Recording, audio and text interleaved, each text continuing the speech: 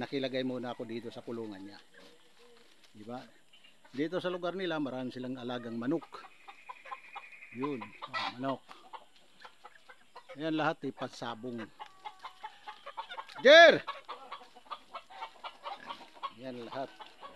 Ngayon, pupunta ako. Yun. Dito yung kanilang baboy. Itong dalawa, ito yung linagay ko dito para alagaan. Ito kanila, saka yun. Yun ang hanap buhay ng kapatid ko. Tingnan nyo, malusog, ganda. Yan ang pag-aano nila ng baboy sa alaga. Tulungan.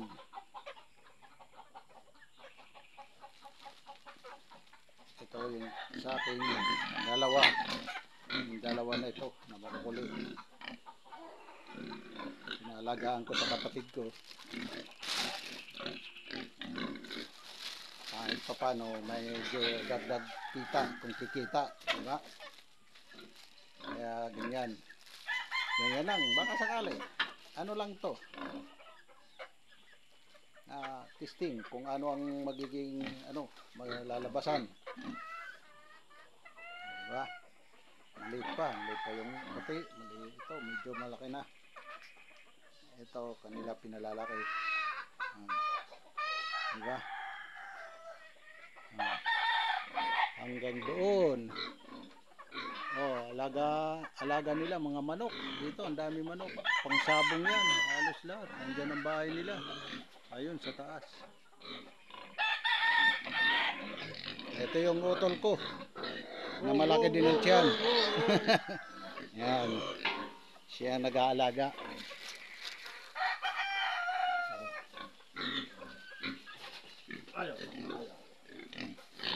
Ang ganda dito. Ano talaga din na ano ng balahibo tiyan yan, no? Ganyan lang kanipis. Oh. Ganyan lang kanipis ang ano.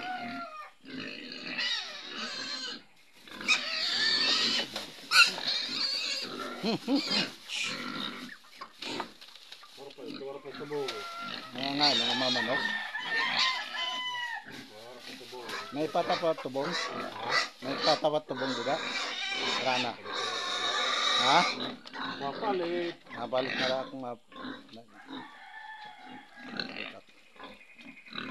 mapapalit na lang.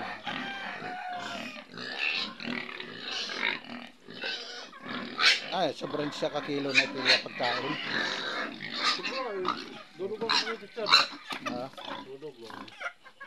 Malakas na kumain, di ba?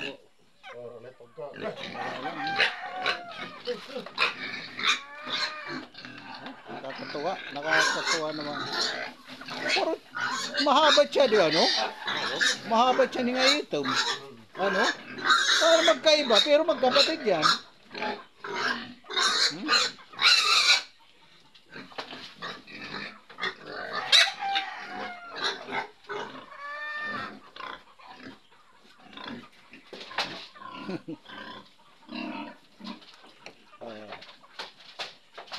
Manok, ang dami dito manok. Manok ang sumasalo sa pagkain ng baboy. Mga manok. Yan.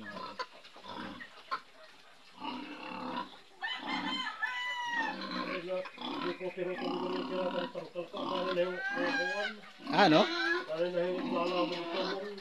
Kaya ano?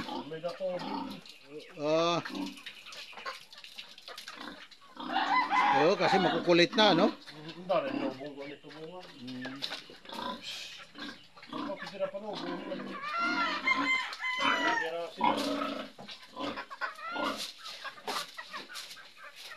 Sige mga kalugar, hanggang dito lang muna. Bye bye, bye bye. Salamat. Maraming salamat. God bless.